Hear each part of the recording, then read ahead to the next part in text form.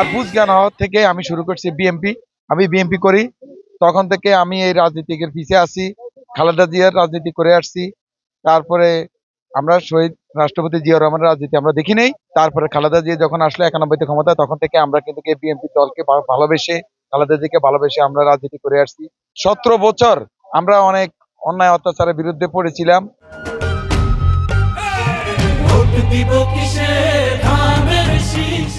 আমি অ্যাক্সিডেন্ট হয়েছি, আমার বয়সও কিন্তু অ্যাক্সিডেন্টের 17 বছর। কিন্তু সেই থেকে আমি এই পর্যন্ত আলহামদুলিল্লাহ এই রাজনীতি করে আসছি। এলাকার পোলাপাইনকে আমরা উৎসর্গ দিয়ে আসছি, তাদেরকে বুঝিয়ে শুনিয়ে রাখছি।